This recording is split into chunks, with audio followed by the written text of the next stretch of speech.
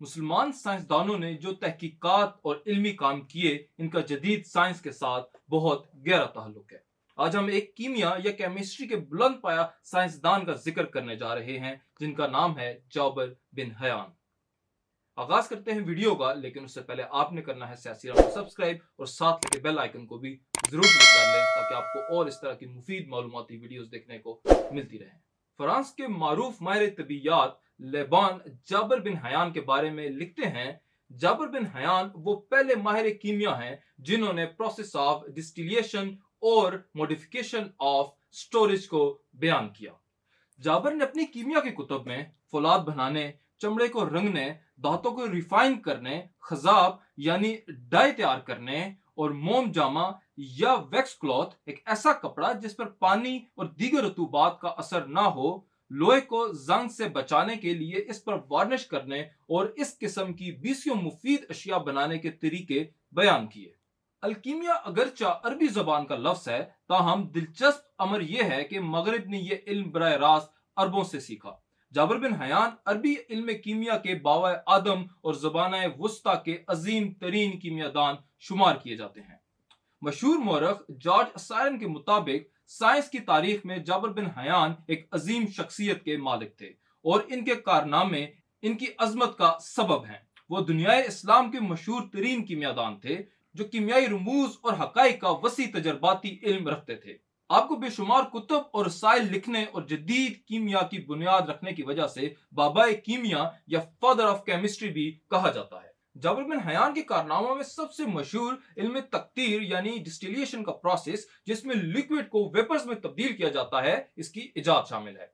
ये वो अहम तकनीक है जिसके जरिए न सिर्फ खाम तेल से मुख्तलिफ अशिया बनाई जाती हैं, बल्कि इसको परफ्यूम की सनत से लेकर मशरूबात के कारखानों तक इस्तेमाल किया जाता है। आपके शानदार कारनामों की बदौलत आज 1300 साल बाद भी दुनिया तरक्की की राह पर गामजन है। आपका पूरा नाम अबू मंसूर जाबिर बिन हयान था, ताहम सूफी के लकब से भी पुकारे जाते थे, जबकि मगरबी दुनिया में जैबर के नाम से भी मशहूर थे। आप खुरासान के इलाके तोस में 722 में पैदा हुए, यमन में इब्तदाई तालीम हासिल की। वो बरमक्की खानदान से ताल्लुक रखते थे। जब इस खानदान को हारून रशीद के जमाने में अरूज हासिल हुआ तो इन्हें वजारत के मनसब पर फाइज कर दिया गया। कुछ अरसे बाद जब बरमक्की खानदान का जवाल हुआ तो लामहाला इसका असर उन पर भी पड़ा और तब्दीली हुकूमत के नतीजे में इन्हें कूफा में कैद कर दिया गया, जहां असीरी के दौरान 806 में इनका इंतकाल हुआ। जाबिर बिन हयान के वालिद एक अतार थे। वो मुख्तलिफ खुशबुएं और अतर बनाकर फरोख्त करते थे। यहीं से इन्हें इल्म कीमिया से दिलचस्पी पैदा हुई और अलकीमी के पेशे को अपना लिया। अलकीमी के पेशे के सिलसिले में आपके वालिद और आपके उस्ताद हजरत इमाम जाफर सादिक रहमतुल्लाह अलैह का बहुत बड़ा अमल दखल है। अगरचा इन्हें तिब्बो हिकमत से भी दिलचस्पी थी, जिससे पेशे के तौर पर इख्तियार कर लिया था, लेकिन बाद में इल्म कीमिया ही के होकर रह गए। इल्म कीमिया से इनकी लगन और दिलचस्पी का अंदाजा इस बात से लगाया जा सकता है कि वो दिन रात इसके मुताले और तहकीक में मसरूफ रहते थे। जो कुछ पढ़ते और तहकीक करते इसे किताबी शक्ल में महफूज कर लेते। इस तरह रफ्ता रफ्ता उन्होंने 100 से ज्यादा कुतुब तख्लीक कर डाली। इनमें से 22 कुतुब इल्म कीमिया से मुतालिक हैं। इनकी मशहूर किताब अल कीमिया का लातीनी समेत मुतअद्दिद यूरोपी जबानों में तर्जुमा हो चुका है, जबकि इनके 70 लेक्चर्स पर मबनी किताब अल सबीन का लातीनी जुबान में तर्जुमा जेराडॉफ करपूना ने किया। आलात कीमिया में कुरा अनबीक या डिस्टिलेशन अपैरेटस जाबर की खास इजाद है, जिससे कशीद करने, अरक या सत निकालने या जिसको हम कहते हैं एसस निकालने का काम लिया जाता है। ये आला अलग अलग बर्तनों पर मुश्तमिल होता है। डिस्टिलेशन अपरेटस की मदद से जाबर ने सल्फ्यूरिक एसिड इजाद किया। अपने पहले काबिल जिक्र तजुर्बे में फटकड़ी यानी एलम, हीरा कसीस यानी फेरस सल्फेट और कलमी शूरे यानी नाइट्र को गर्म करके शूरे का तेजाब बनाया, जिसे हम नाइट्रिक एसिड से जानते हैं। जबकि दूसरे तजुर्बे में 3 अशिया में से कलमी शूरे को खारिज कर दिया और सिर्फ फटकड़ी और हीरा कसीस को हरारत पहुंचाकर हीरा कसीस का तेल हासिल किया, जिसे मौजूदा जमाने में गंधक का तेजाब या सल्फ्यूरिक एसिड कहते हैं। मगर अपने तीसरे कामयाब तजुर्बे में उन्होंने इन अशिया यानी फटकड़ी, हीरा कसीस और कलमी शूरे में एक चौथी चीज नौशादर का इजाफा किया और इन 4 अशिया को कुराए अनबीक में हरारत पहुंचाकर एक नया तेजाब हासिल किया, जिसका नाम माए अल मुलूक यानी एक्वा रेजिना रखा। لفظ نوشادر کا اضافہ عربی زبان میں پہلی بار جابر کی کتابوں میں دیکھا گیا۔ ان کی اس ایجاد کے بعد ہی سے کشید یعنی ایسنس نکالنے کا عمل آسان ہو گیا۔ جابر نے دھاتوں کی 3 قسمیں بیان کی۔ نمبر 1 اسپرٹ یعنی وہ اشیاء جو گرم کرنے پر اڑ جائیں، مثلا کافور، آرسینک اور نوشادر۔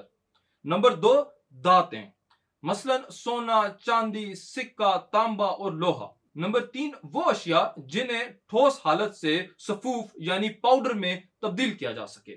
اس کے علاوہ ان کی اہم دریافت شورے کا تیزاب یعنی نائٹرک ایسڈ اور اس سے تیار کیا ہوا ایک اور تیز ایسڈ بھی ہے جو سونے سے ملاوٹیں دور کرتا ہے۔ دھاتوں کے متعلق جابر کا نظریہ تھا کہ تمام دھاتیں گندھک یعنی سلفر اور پارے یعنی مرکری سے بنی ہوتی ہیں۔ جب دونوں اشیاء خاص حالت میں ایک دوسرے کے ساتھ کیمیاوی طور پر ملتی ہیں تو سونا بنتا ہے، لیکن جب ناقص طور پر ملتی ہیں تو دیگر کثافتوں کی موجودگی اور ان کی مقدار کی کمی بیشی سے دوسری دھاتوں مثلا چاندی، تانبے اور لوہے وغیرہ میں تبدیل ہو جاتی ہیں۔ معدنی نمک کی دریافت بھی انہی کا کارنامہ ہے۔ مزید برآں انہوں نے اپنی تصانیف میں بہت سی کیمیاوی مرکبات کی تشریح بھی کی، جن میں سلفائڈ، پارا یعنی مرکری اور آرسینک آکسائڈ شامل ہیں، جبکہ وہ خالص گندھک کے تیزاب، توتیا پھٹکڑی بنانے کے طریقوں سے بھی پوری طرح واقف تھے۔ یہی نہیں، وہ گندھک کا تیزاب اور نائٹرک ایسڈ بنانے اور سونے اور چاندی کو تیزاب سے حل کرنا بھی جانتے تھے۔ انہیں ایویپوریشن، کنسنٹریشن، ڈسٹیلیشن، ڈرائنگ اور پینیبلٹی وغیرہ میں بہتری لانے کا اعزاز بھی حاصل ہے۔ جابر بن حیان نے علم کیمیا میں ارسطو کے بیشتر نظریات میں ترمیم اور تصحیح بھی کی۔ ان کے نظریات میں 18ویں صدی عیسوی تک یا جدید کیمسٹری کی ابتدا تک کوئی تبدیلی نہیں ہوئی۔ المختصر، جابر بن حیان کے کارناموں کا صحیح اندازہ اسی وقت لگایا جا سکتا ہے جب ان کی تمام تحقیقات آج کی دنیا میں دوبارہ منظر عام پر لائی جائیں اور ان سے فائدہ اٹھایا جائے۔ بدقسمتی سے مغرب کے قابل اسکالرز کے قابل داد کاوشوں کے باوجود فن کیمیا کے باوائے آدم جابر بن حیان کی چند تصانیف انگریزی میں تو ملتی ہیں، لیکن اردو زبان میں چند ایک مقالات کے سوا کوئی مستقل تصنیف اس عظیم کیمیا دان پر موجود نہیں۔ تاہم اپنی زندگی بھر کی جستجو، محنت اور تجربات سے انہوں نے علم سائنس، خاص طور پر کیمیا میں جو کارنامے انجام دیے، وہ رہتی دنیا تک ایک عظیم سائنسدان کے طور پر ان کے نام کے ساتھ زندہ رکھی گئیں۔ یہ چراغ 815 میں گل ہو گیا، لیکن آپ اسی اسلام کے سپوت ہیں جس کی ابتدا لفظ اقرا سے ہوئی اور جو تا حیات چراغ علم کا کام سر انجام دیتا رہے گا۔ جی ہاں ناظرین، تو یہ تھی آج کی ہماری شخصیت جابر بن حیان۔ کیونکہ ہم نے ارادہ کیا مسلم سائنسدانوں کو خراج تحسین پیش کرنے کا، تو ہم آئندہ آنے والی اپنی تمام ایک ساتھ میں ایک ایک کر کے مختلف مسلم سائنسدانوں کے بارے میں آپ کو معلومات فراہم کریں گے۔ امید ہے آپ کو ویڈیو پسند آئی ہوگی، اور اس طرح کی مزید انفارمیٹیو ویڈیوز دیکھنے کے لیے سیاسی رنگ کو سبسکرائب کریں اور ساتھ لگے بیل آئیکن کو بھی ضرور کلک کریں۔